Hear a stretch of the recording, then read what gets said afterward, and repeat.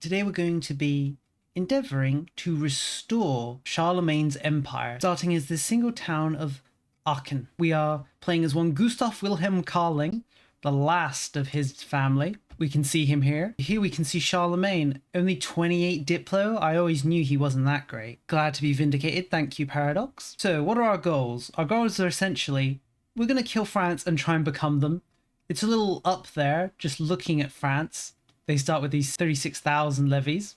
We start with a paltry 500, but I'm sure we can do it. So our priority in the early game is really to build a power base for ourselves here in northern Germany. We're going to do a few things culturally. We're going to change culture a little bit in this game. We start as this German culture, but unfortunately Germans can't form France. So what we're actually going to switch to is this Walloon culture. The funny thing about this culture is it is Dutch, a Netherlander-ish culture, French, and German all at the same time. So hypothetically, we could switch to this, form the Netherlands, form France, and then form Germany. Funny how things work. We'll also be able to enjoy the benefits of advancements from the Dutch culture and advancements from the German culture. It's going to be quite a while before we switch to them though, because they're all down here, and we're up here, just on the edge of where they exist. There are none of them in our territory, and we're a little too weak to fight the larger Walloon cultures down here just yet. As I'm sure you'll know, Luxembourg is part of the union with Bohemia, and we're not really looking to fight them in this early stage. What are we going to do? We're going to kind of buddy up with Brabant here. We really want them to be a friend. They have 7,000 levies, so we're going to kind of use them to fight all of our wars. We're going to start improving relationship with them straight away. We're also likely going to max diplomatic spending and never stop. We're going to get quite a bit of aggressive expansion, as you can imagine, from all of our conquests. Now we're going to use the rival system. In this new patch, that being 1.1, final release, hopefully, there are some new CBs based around rivals. So we're going to try and rival people and then get casus bellis on them. Question is, who should we conquer first? It'd be logical to conquer within our province, but I'm not sure if we can. We're weaker than this nation here, Ulith, and then up here we've got Heinsberg, who's in a kind of not a huge personal union, but one that's stronger than us just right now. Loon here, for example, has double our army size, and Valkenburg here is also in that personal union, so we can't really expand into these guys. Limburg here is in a personal union with Brabant, so we can't expand into them. Then down here we've got Luxembourg, who, as we've already discussed, can't expand into them. So our only path of expansion is this tiny nation here, Manderscheid. So we're going to set them as a rival. Then we're going to start building a spy network inside of them so that we can fabricate a CB. We're going for this attack threatening rivals CB, which is new in this patch. And that's mainly how we're going to expand. We also want to switch to a monarchy. We're currently a free city, but as we expand, we'll lose our free city status. And it's important that we switch to a monarchy because then we can actually have our Karlings in power permanently. If our current ruler dies, it'll both be the end of the Karling family, as he's the only member, and of course someone else within our republic will be elected, which isn't really what we want. We want to assure Karling dominance. So we'll hide until the emperor decides our expansion is a little too much and kicks us out of the free city, and then we'll try and switch over to a monarchy as fast as possible. We're not really going to do anything of note with our cabinet seats for now. We're mainly just waiting. Tech, we're not going to do anything crazy. We're actually going to grab Universal Christianity because we're going to need diplomats. We'll also grab Balkan Crusaders for that little bit extra army tradition. Army tradition is of course nice. Since we are in Europe, it's going to be quite easy for us to embrace institutions, so we'll likely embrace them quite quickly. For our reforms, we're actually going to go for diplomatic traditions just so we can have more diplomats, more diplomatic capacity, and diplomatic reputation, as well as a push to conciliatory. It does decrease the rate at which we create CBs, but it does help make people like us a little more. For our next reform, we're going to grab noble elites. It pushes us towards aristocratic, as well as giving our levies a slight boost and efficiency of our cabinet a slight boost. And we are going to want to increase our autocratic score, as we need to get it up all the way to 95 to become a monarchy. One thing we can do is we can find people within our country who aren't nobles, for example, and we can ennoble them for 5 to our autocratic score. So hypothetically, we could just buff ourselves really rapidly up in autocratic just by ennobling folk. We'll have to see how it goes though. When it comes to reforms, there's quite a lot we want to hang it out. As you can see, we've maxed burgher reforms just at the start here. Are we missing anything? We are missing a few burgher reforms I like to hand out. We're also missing quite a few noble reforms that have worked. In fact, we don't even have the one that makes it so our nobles can actually expand RGOs, and that's kind of one we really want, right? We really want nobles expand RGOs because they're going to have money.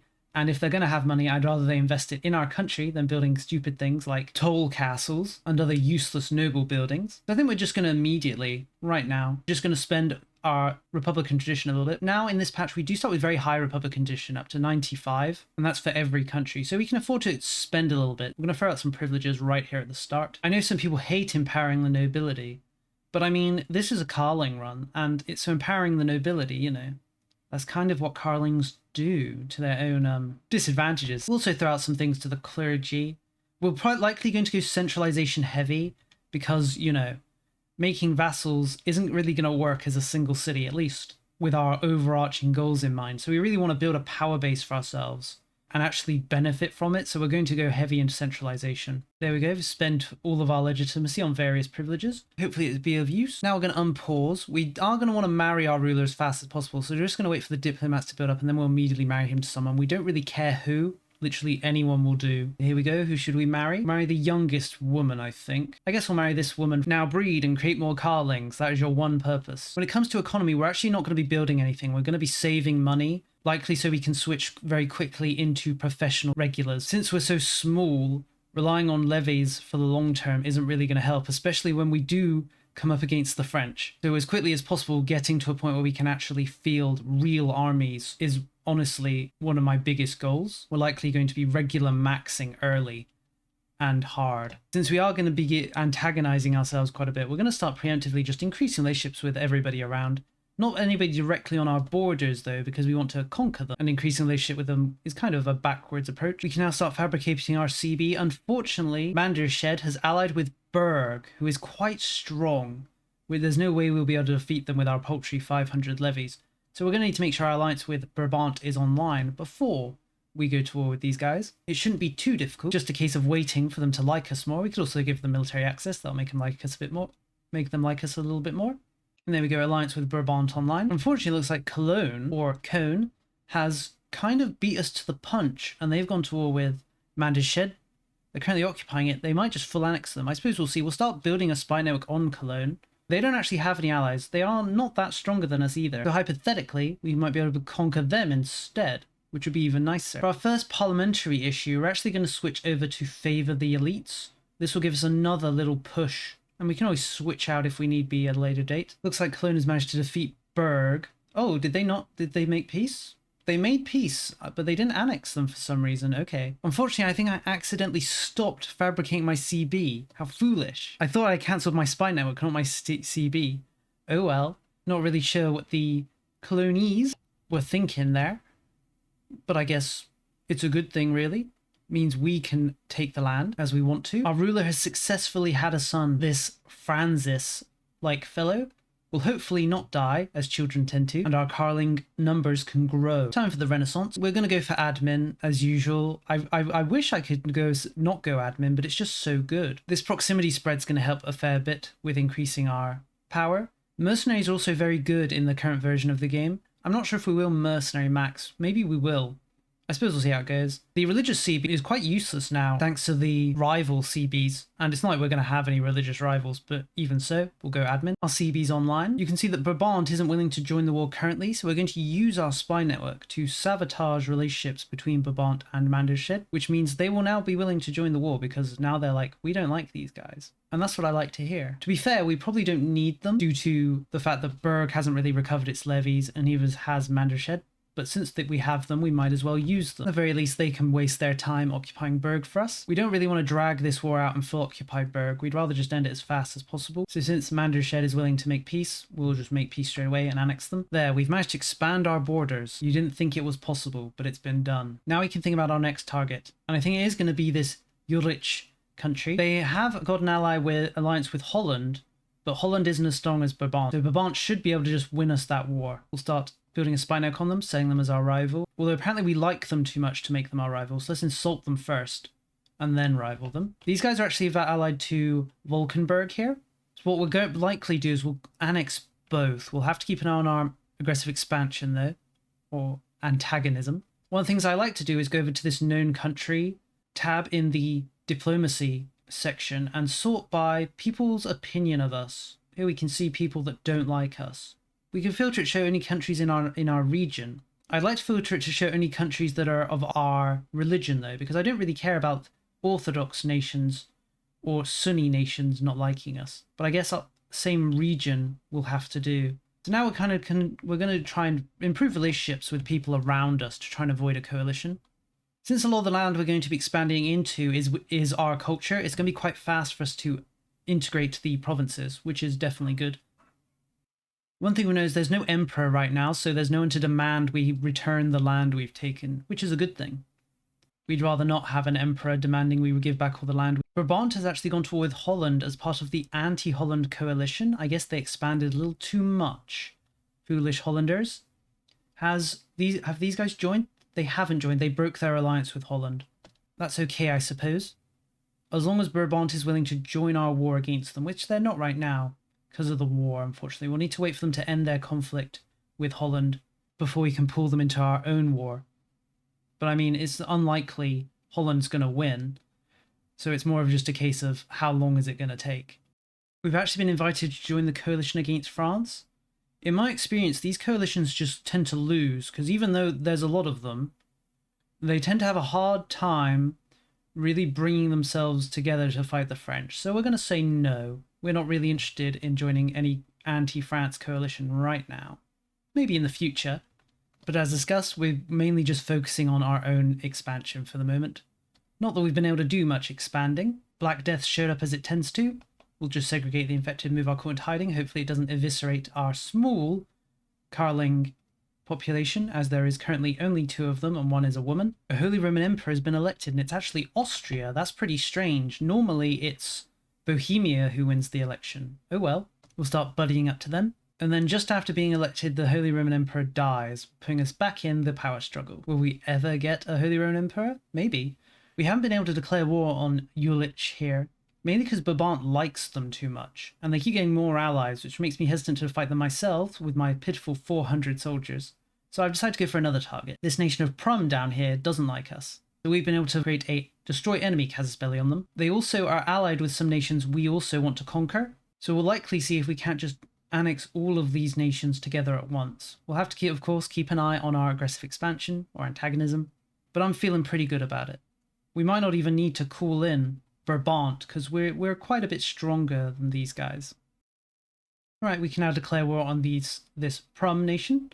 We'll call in Brabant because we'd rather not waste our own manpower doing the fighting, and then we'll just sit back. I don't think we'll bother calling up our levies. We'll leave everything to Brabant. The enemy doesn't have any forts, so it should be a very, very quick conflict. There we go. So, if we annex these 2 guys, it would give us around 32 aggressive expansion or antagonism. Mainly with them, but they're going to be dead, so it doesn't really matter. Tavir is also someone who's going to get a little antagonistic. Not enough for them to join a coalition, though. What about this 3rd guy? We don't share a border with him, but he is in land we would like to take. He's in Liege. And once we annex Limburg here, we'll of course gain a connection to him. One thing we could do, Limburg, as we've mentioned before, actually, Limburg left its personal union. I thought they were in a personal union with Brabant, but it looks like it's ended for whatever reason. So we could just expand and attack them. Limburg is allied with Liege. So I think, yeah, we're gonna annex this small extra guy as discussed. Again, it really doesn't make anyone that angry outside of the countries being annexed and Tavir, but that shouldn't be a big deal. As long as these numbers stay below 50, we haven't really got anything to worry about. And if they do go above 50, that's what improving relations is for. Now we'll get to coring as fast as possible, and then we'll start thinking about our next target. There we go. We're no longer a free imperial city. We've taken too much land, and now we've been reduced. With that in mind, we're going to think about just trying to become a monarchy as fast as possible. We're currently at 71 autocratic score, so we need around 24 points. As we discussed before, we can make people who aren't nobles into nobles to gain score. It's more of a question, do we have enough people? We can't ennoble clerics, unfortunately. This guy can be ennobled, so that's 1. This guy can also be ennobled. That's 2, but I think that's it. I don't think we have anyone else that can be ennobled, at least not at the moment. We'll need to keep an eye out for new people coming to the court who can be ennobled. We'll of course also have to keep an eye out for events that will push us our autocratic score even higher. We just need around 9 points of autocratic to become a monarchy. We're going to begin fabricating on Limburg, as discussed. We might actually annex Liège as well in this war. This is where quite a lot of the Walloon culture is, so we could think about culture converting over to them. Luxembourg has also been released from Bohemian control, so expanding into them has quite a fair bit of potential. Fortunately, we haven't got a sea beyond them right now. But if we think about setting another rival, they're definitely an option. Ooh, Liège wants to ally with us. We could accept the alliance. Although, when we declare war on Limburg, the alliance will break. But in the interim, it'll improve our relationships with them to stop them forming a potential coalition against us or anything untoward. I was really hoping our ruler would have more than one son. I mean, it could still happen, but it's scary only having one. A random event could kill him, and then that's it. One of the reasons I'm not playing Iron Man is just in case those sort of things happen, I can reload, as I really don't want to lose our Carling dynasty, as it would defeat the whole point of the run. We're going to pass this Sponsor Noble Arts parliamentary issue because it's going to give us 10 autocratic score, which hopefully will mean we'll be able to become a monarchy. On a somewhat related note, Luxembourg has gone to war with Limburg, which is kind of annoying. We're kind of hoping the Limburgish can defend themselves so that we can annex them. I suppose we'll just have to see how things go. There, we passed the issue. Now at 91 autocratic score, we just need 4 more and we can become a monarchy. It'd be very inconvenient if our ruler died at this point and someone else was elected, as we'd have to wait and hope that his son would be re-elected so that we could become a monarchy with a Carling in charge. Oh yeah, this random guy has showed up in our court, we'll ennoble him, and there, we're now going to reform into a monarchy. Huzzah, it's going to cost us a lot of stability, but small price to pay.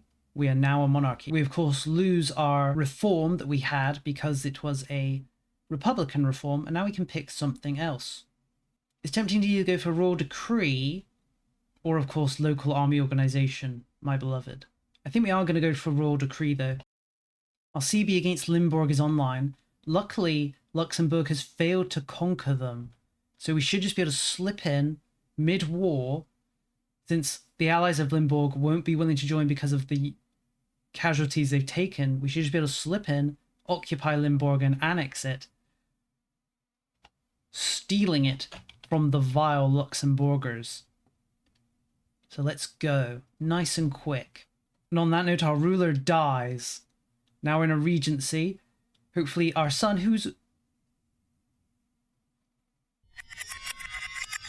Alright, here we go again. Surely this time, the entire Carling family won't just die suddenly in a horrible accident. As discussed, we'll just immediately grab Limburg, since it's only them in the war with us. We should just be able to occupy them and annex them. Nice and easy. This does now give us some Wallian population. I think we're going to wait before we try and convert to them though. We need to get our stability up a bit. We'd really rather not have very low stability from switching over to Wallian too soon. Since he's switched over to a monarchy, there's a few laws that we need to now grab back in the Age of Traditions that are relevant to monarchies, such as serfdom. Always nice to grab. Our son has successfully come of age. Nice to see. Let's marry him to someone quickly and hope that he begins creating more Carlings. There are currently 4 of us, but 2 of them are women. On that note, we're going to go and hand out royal marriage rights so we can actually marry members of our nobility if need be without losing legitimacy. Whoops, there goes our ruler, placing our new Carling onto the throne. Hopefully he'll do better than his father at having children. He currently has 1. And he is a son. Good, that's good. We definitely need more sons in the world. The Carling numbers are way too low. We need to pump those numbers up. It looks like France is now invading the Holy Roman Empire. Where? Where are they attacking? It says they're just attacking Bohemia. Ah, they're taking these guys. Bohemia is, of course, past the Golden Bull, is now successfully defending the empire. They're asking us to join. They're willing to pay us 40 gold, but we only have 400 levies. And I'm honestly not liking their chances. There's 67,000 Frenchmen versus 40,000 Holy Roman Emperor-ish people. I think we're going to say, let's answer later and wait a few months. I really just want to attack these guys, Ulick here, but I'm having a hard time getting enough allies to support me. And they have such a large alliance. that I can't really do it on my own. Brabant's been very unhelpful. They actually fought 2 coalition wars recently. One of them was actually against Bohemia, and of course they lost. Could we win with just us, Liege, and Luxembourg? Maybe. The real problem is Berg here, with their 1,000 or so men. I'm not really worried about the others. I'd like to form an alliance with Munster. We're quite close to getting an alliance with them, and I think they'll pretty much win the war for us with their 2,000 men. It's just if we can get over the line for an alliance. And there we go. Alliance with Munster gained. Will Munster join the war? Munster won't join the war, but if we sabotage relations between them and Ulrich and these guys, yes, they'll now join the war. Unfortunately, our casus belli expired, so we'll need to get another casus belli before we can attack. Oh, how horrible. We're once again being asked to join the war by the Bohemians. How does it look now? It looks even worse. It looks even worse. The French have taken no casualties and massively eviscerated the Bohemians. So no, we're not getting involved. Stop asking me. Out of everyone you could ask in the Empire, why me? Munster has gone to war against Freisberg. I think we're going to decline. Munster, you haven't really helped me so far, and I'm not sure I need you anymore. Ulrich here has ended its alliance with a few nations, so now it's only them, Volkensberg, and these people over here. I'm confident we can win with our allies. Maybe we could even win on our own. Probably not, though. Bohemia lost against France, and now they're being dogpiled by Austria and Poland. Austria in the coalition against Bohemia, and Poland just in a war of aggression. It ain't looking good for us Holy Roman bros, honestly. All the more of an indication that the Empire needs a return to proper rule by its benevolent founders. We'll see what we can do once we're in a position where we actually have the army and status to create something like benevolent rule. All right, let's finally eliminate these people. We're likely going to annex Volkensberg as well in this war. It's been quite a while, so our antagonism has decreased massively across the board. Unfortunately, everyone has gone around and built forts everywhere, so it's going to take a little while to siege things down, but oh well. And there we go. We'll of course go for a full annex as discussed. Antagonism, not really anything of note with anybody of note. Boom. We've successfully expanded our borders once again. First thing we're going to do, demolish all these forts, all 2 of them. They're both bordered with our capital and therefore protected by the fort there anyway. We'll then look to integrate the land, and now let's think about our next target. I'm thinking we might go for Loon here. The benefit is Brabant actually hates them, so we'd be able to call Brabant in. It's a risk though, because if Brabant occupies the land before we do, they'll likely want it for themselves. Our heirs come of age. He's actually pretty good. All his stats are in the 80s, and we'll be able to buff that up to 90 for his mill. He'll probably die, because that's what happens with people with good stats, but maybe before he dies, he'll produce some children. That's all I ask. More Carlings be created. I wanted to fabricate a destroy rival or destroy threatening rival CB on Loon, but for some reason it's not giving us the option to fabricate one. I'm not sure why. We don't have a truce with them. They are set as my rival. I'm just not sure. How odd. Oh well. I guess I'll have to wait for a parliamentary CB.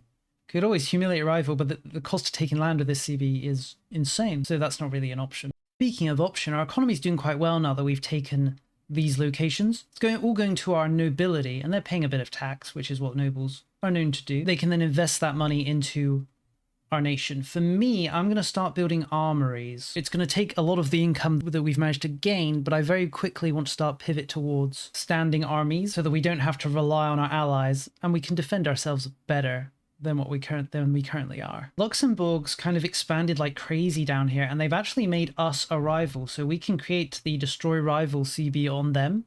So we're going to start fabricating on them. As we talked about before, they control a lot of the land with Walloon majorities outside of Liege, so they're definitely land we want to take. It's a little scary to conquer them though, because of how close they are to the border with the French. I'm actually going to start playing nice with the French and improving my relationships with them. I'd like to be on the French good side if possible, at least for a little while. As discussed, we're going to use a parliamentary CB to declare war on Loon.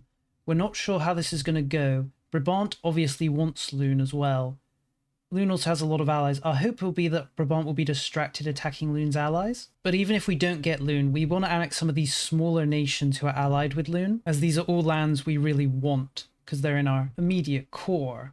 One of them is even in our capital province's boundaries. Since this is a parliamentary CB war, we're going to build up antagonism a little higher than we might normally would. Luckily, things look pretty fine though, so I think we'll be fine on the antagonism front. There, as discussed, we'll annex Lune and its immediate allies, increasing our size by a fair amount. Well, as I said, we need to be a little careful. Essen's going to go over 50 antagonism with us, so we'll start improving relationship with them immediately before the war even ends. These guys will also have their antagonism increased a little bit, but they already like us a fair amount. Let's do it and see what things look like. So we'll just start increasing relationship with the people around us. It's not a lot of antagonism, so as long as we're proactive in increasing relationships, it shouldn't be that much of a problem. We actually become a duchy somehow. I think we got promoted by... Yes, we can see here Bohemia elevated us to a duchy. Thank you, Bohemia. It's always nice to see the Bohemians coming out in support of the real Holy Roman Emperors. We're still too small to be elected Holy Roman Emperor, but it's definitely a possibility for us to at some point to gain enough power that the Holy Roman Empire says these guys would make good emperor. We have enough money, so we're going to raise our first regular. It's going to be armored horsemen. I don't really like how powerful cavalry are. I feel like I'm cheating every time I make cavalry regiments. But we're so small that maybe we need a little bit of, you know, unbalanced bonuses. If we're ever going to beat the French, we're going to need to use every tool we've got, right? We don't have a Carling to appoint to as head of this army at the moment outside our ruler, who we don't really want to appoint in case he dies. Although maybe we want him to die. His wife's past breeding age, so she's unlikely to have more children. And our successor's so much better. It'd be really nice if he became our ruler and didn't go off and just die. He's even got 2 sons. He knows what's up. So yeah, we are going to appoint our ruler here and have them drill and hope he dies. It's almost time for us to go to war with Luxembourg. Luxembourg's actually experiencing a rebellion by Lorraine here. The rebellion should have won. I suppose we'll just wait and see. It's going to be annoying though if we try to attack, because the rebellion's presence, they're occupying land and sieging down forts that we, of course, want to occupy ourselves. Here comes our casus belli. Brandenburg's going to join. Oh, they're in a union with Brandenburg. That explains that.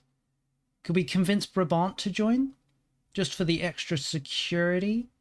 If we sabotage relationship with Brabant, I think that should be enough. Yes, Brabant will join. We'll declare war. Wait a minute. Did Brabant just end its alliance with us? Oh no, Brabant joined the war against Luxembourg? Okay. I guess we'll declare war. I'm not really that scared of Brandenburg now that we have our regulars online. I doubt they'll pose much of a threat to us. I guess now we just need to wait for the war to again. Oh, and there it goes. There goes the war against Luxembourg. Perfect. There's the Brandenburgers. They're probably not going to be a big issue though. They're going to occupy our land, obviously. Well, they are coming down. I was hoping they wouldn't. I suppose we'll see whether the Brandenburgers think they can win against us and decide to attack us while we're sieging down Luxembourg's capital. Nope, we managed to take Luxembourg's capital. Let's think about what we want to take from this war. Full annexing, I think, is going to be too much on the antagonism front. Maybe not, though. I think full annexation is too much. Problem is, we need something like this to give us a border.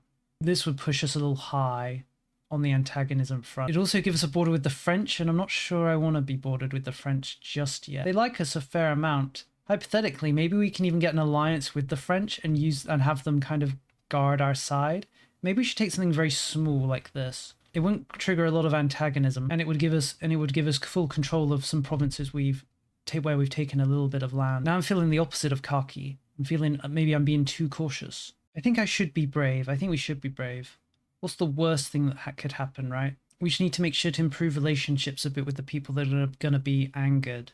I think it's fine. We'll take this. We'll leave them with just Eastern Luxembourg under their control. Too bad we still can't. There's still no option to break the alliance or the personal union with Bohemia. Is it a personal union or a man? It is a personal union. Oh well though. So we'll just take this as discussed. Brabant's looking to end their alliance with us, and so is Liege.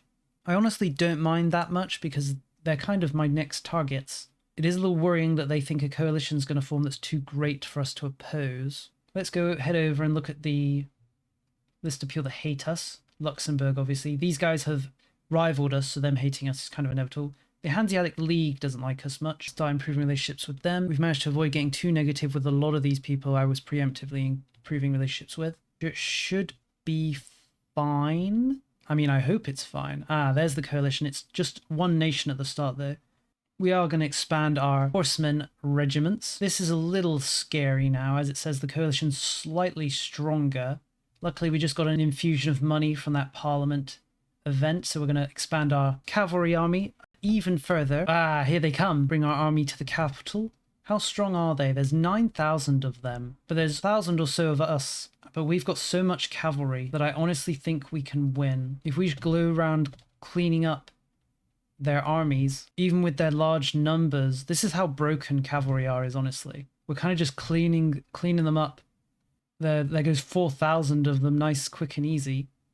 Are they willing to make peace? Nah, they're close though. We aren't going to go on the offensive. Well, Liege wants to ally with us again. Could we pull them into this war? I'm not sure I want to ally with them though. They have very much next target energy, right? So yeah, we're just going to stay on the defensive. When someone enters our land, we'll sweep them aside. If they decide to attack us, we should just annihilate them. Yeah, there's only 1,000 of the coalitioners left. See, we lost 300 men, killing 7,000. That's how good cavalry are. That's why I kind of want to avoid making them unless I'm in a situation where I'm on a really much on the back foot. But even then, I still feel like I'm kind of cheating making them. All right, so the coalition's willing to make peace. We could take a cheeky 40 gold from them. One of the options we have, though, is actually to liberate land. This will create independent nations in this territory, which is kind of nice. We're going to do this. It'll weaken our enemy, obviously. And this is also land we could hypothetically expand into. Would these guys accept vassalization? Nah, that's too bad. Be nice if we made them independent, then vassalize them. That way we'd be able to gain the land without gaining any antagonism. Alrighty, so let's chill out a bit. One thing I've noted is the cost of maintaining our army's gone quite big now. 3 regiments of cavalry is enough to bankrupt a country, so I'm hesitant to make any more. Is it time for us to switch over to Wallian culture, do you think? There's still a small minority in our land, but our current culture is also a small minority, not just in our land, but on the world's stage. Ironically, Wallians are a smaller group though. But I think it is time that we switch over. We'll tolerate them, then we'll accept them. The problem is they need to become the dominant culture somehow. I guess what we could do is release land, could release vassals. So we're going to have a look around. We need to get Wallian to be the max, so we need to keep hold of this territory. These lands are the ones we need to keep. So let's think about releasing other stuff that gets in the way. We'll likely release it and then reintegrate it almost immediately. So we're going to release this guy down here, release him as a fiefdom. How are we looking now? That took these Muselli out from being a major group. Wallian is now 3rd. Next we'll release this small little country, release him as a vassal, put this priest in charge. Wallian's still, no, Wallian's 2nd now, that's pretty good. Now if we release this territory, Hassel, release him as a fiefdom. Is that enough? It looks like it is. Although Wallian still isn't considered the dominant culture. Ah yeah, we need to wait a month. Okay, there we go. Now Wallian is the dominant culture in the nation. When I'll switch over, Wallian will become our primary culture. Gave us access to the language of pleading, always a nice law to have. Because we're now a French, German, and Netherlander culture, we gain access to some new advancements. This one here increases our production efficiency from being a Netherlander. This one over here that increases pop promotion speed from being a Netherlander. Funnily enough, the French culture group doesn't actually have any advance. It has one, I think. It has one advancement being in the French culture group. I don't know if I can see it here from in-game. You can definitely see it from when you're in the selecting a nation phase, but there's only one advancement for being in the French culture group. Let me see if I can find it. It's this fortress church. This is the only advancement being French gets you. A sure sign of heaven's disapproval with the French. And by heaven, I of course mean paradox. But now that we're Netherlander culture, we can enjoy the benefits of being Netherlander, as well as being French, which means we can eventually form France once we take them out. And of course, as I mentioned before, we could form the Netherlands. As you can see, forming Germany is also an option later on. We could form Lotharingia, but there's no advancements for forming Lotharingia, and it kind of feels like, you know, we're giving up a little. This Lotharingia is more about a successor realm in this area, and we don't want to be a successor realm of Lotharingia. We're a successor of Francia, which means expanding all the way, not taking half measures. We've got our ye old rights to the nobility. I think we're going to curtail the nobility. I pretty much always do. One thing I was thinking about is our succession law. It might be fun to go for the dynastic elective succession law and just have various Carlings elected as our rulers. But I think we don't need to go all the way to go dynastic elective. If anything, we'll probably go for matrilineal non-exclusive, because in this one, members of our dynasty can be elected based on their score. But we need to grow our Carling family a little larger before we can start thinking about stuff like that, right? There's not much point having elections when there's only how many of us? There's 11 Carlings roaming around.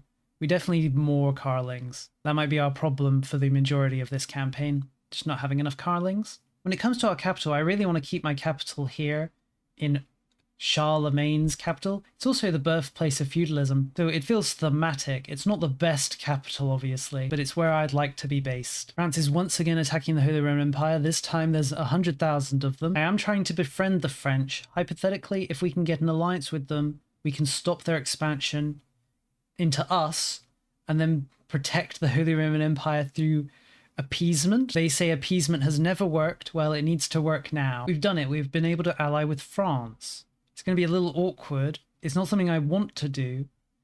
It's kind of a crutch, right? Allying with France. But we're doing it not because we want them to support us. We don't need their support. I'm pretty confident in our 600 regular cavalry's ability to conquer all of Germany. I just don't want to be conquered by them. It's about securing our backs and trying to keep the French on side so we can expand into the Holy Roman Empire. Now we have a border with France. They've even conquered Luxembourg that we left. It's pretty scary. I'll be honest, it's pretty scary. We need to expand rapidly. Maybe what we'll do is we'll use France to expand rapidly and protect us until we're strong enough that we can turn around and smite them. We've rivaled with Brabant. I really want to expand into the Netherlands proper now.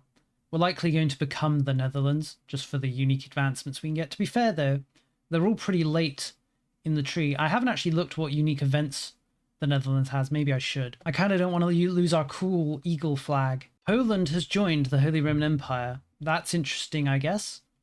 Wouldn't it be funny if Poland was elected Holy Roman Emperor? All right, it's time to go to war with Brabant.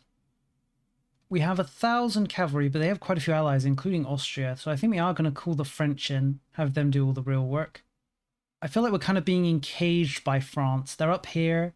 They've vassalized Zeeland. They're, of course, to our immediate south. They've got the Duchy of Bar as their vassal with control in that land. But they're creeping up on us. We really need to save the lands of the Netherlands from the French. And this war, despite how it looks, is step one in that process. When we make peace with Brabant's allies here, we're not going to demand money because the majority of this money is just going to go straight to the French. And we don't want them to get any more money than they probably already have. So we'll just demand things like humiliation and war reparations. The war reparations are going to be quite helpful to supporting our nation. We're going to full annex Brabant. It is going to get us some antagonism, as you would imagine. But since we have France as an ally now, it's probably not that dangerous. There is a risk, of course, that France says, oh, you're going to be coalitioned, I'll break the alliance, but I'm pretty sure it'll be fine. We're also going to now start reintegrating those nations we released as vassals so that we can change our culture. We're kind of going to want to integrate them all at once, which is usually a bad thing, but we don't want to risk them one at a time when we could just absorb them all at once fairly quickly. We've actually reached a point where we're being considered, we're no longer a small nation, and so we're being considered for our potential as Holy Roman Emperor. With that in mind, we're going to start buttering up the electors. Reclaiming Charlemagne's status as Holy Roman Emperor is one of our goals, after all. Charlemagne built this empire. It is rightfully his. We've been called in by France to the next phase of the 100-Year War. It's actually kind of close. I guess because Castile has joined on the English side. Ooh. I still don't think the English are going to win, though. And we're not going to do anything to help the French. We're just going to sit back.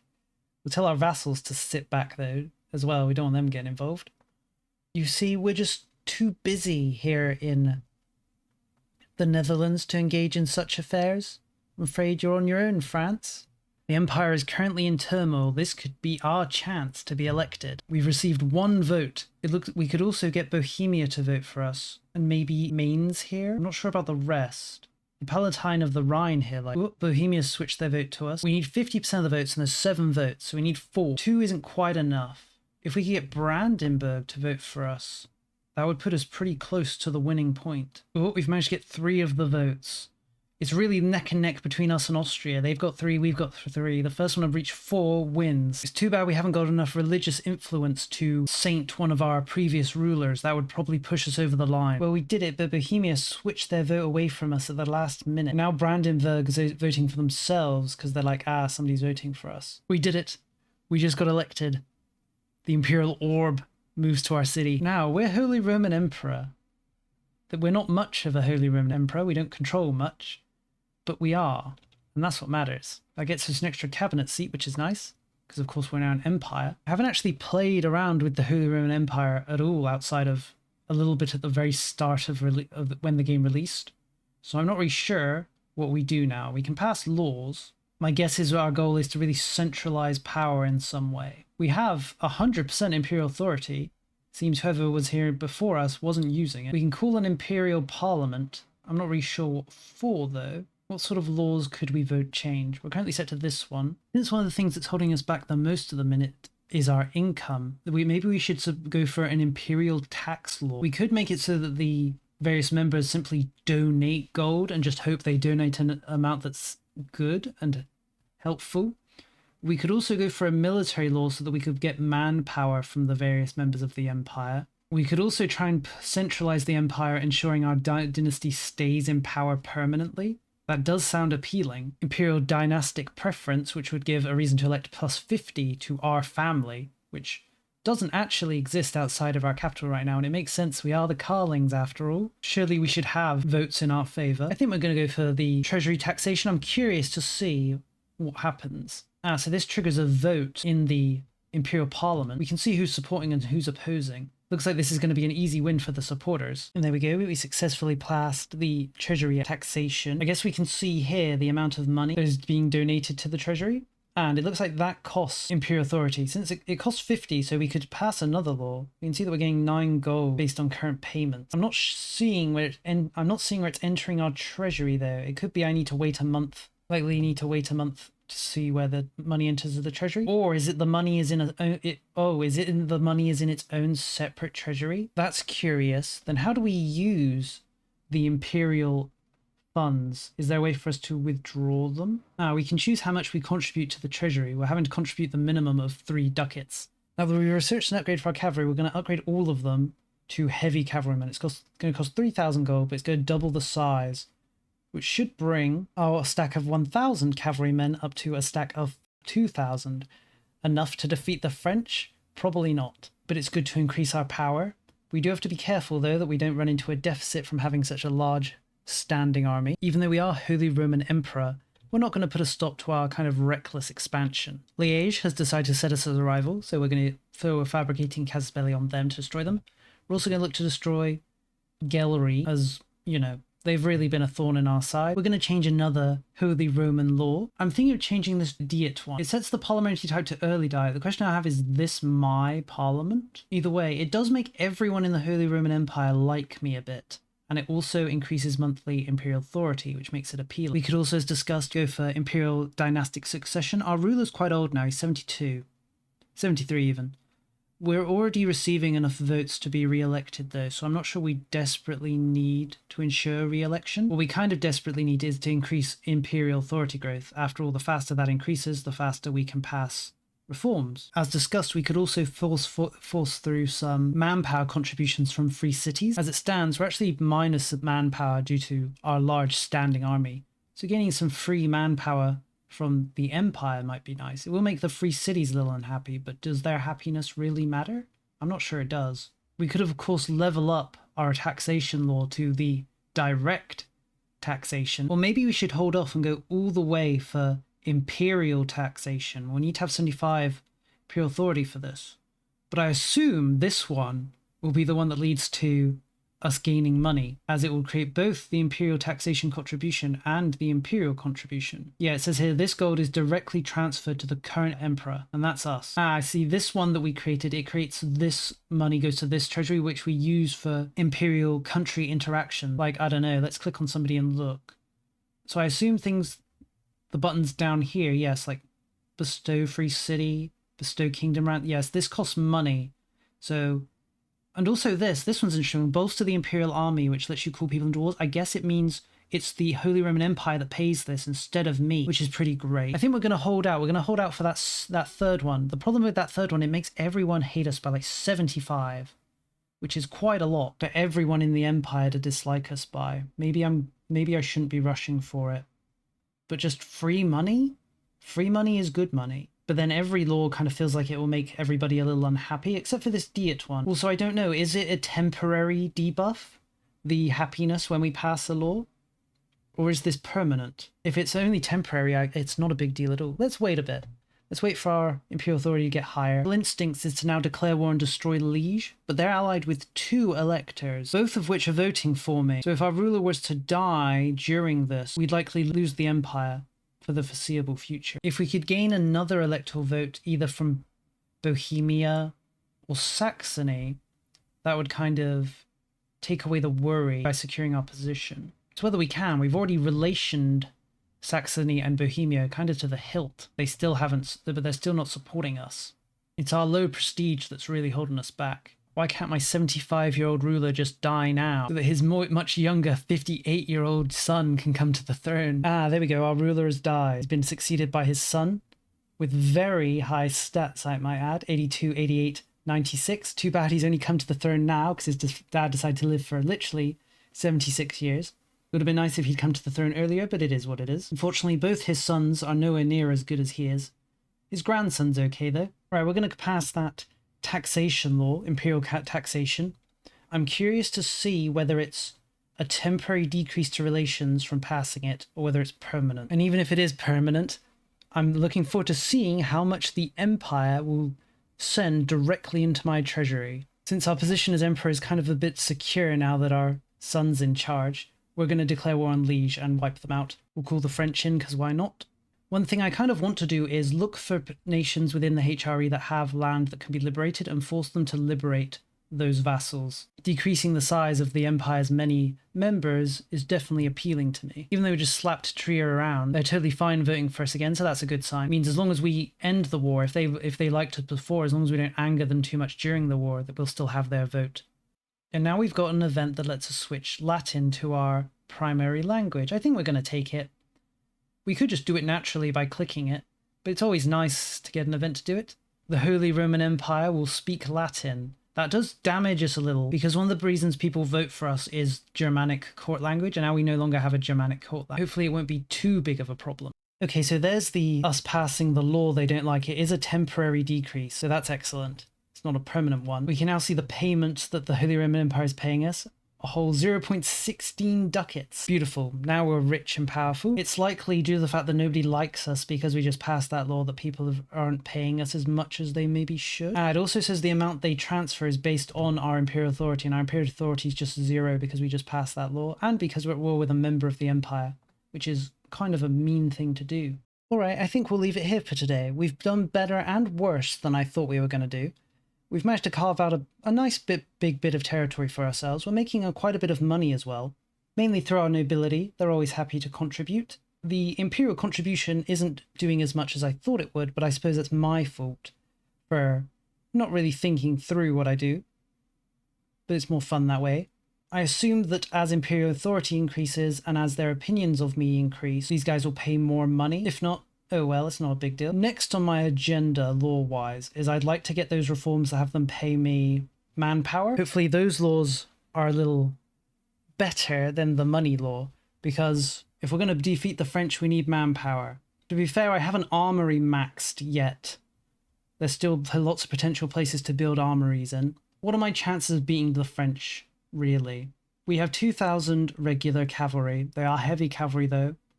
They're very good cavalry. The French have their own 1,200 though. We definitely lose. I'm thinking around 10,000 cavalry might be enough for us to crush them. That's quite a lot though. And the question is, how long will it take us to get there? We'll just have to wait and see. There's always the anti-French coalition, but I'm not confident. From what I've seen, the coalitions against France usually just die because they don't work together. They all kind of just fight piecemeal, which leads to the French kind of just rolling over them. Oh, well, here's the thing. We can demand that France return some territory to the Holy Roman Empire. They like us so much, they'll gladly give it back. Oh, well, isn't that nice? Maybe we had these French all wrong. Maybe the French are the good guys here. Maybe we just need to learn to love them. Either way, this is the end of the video. Thank you for watching, and I'll see you next time.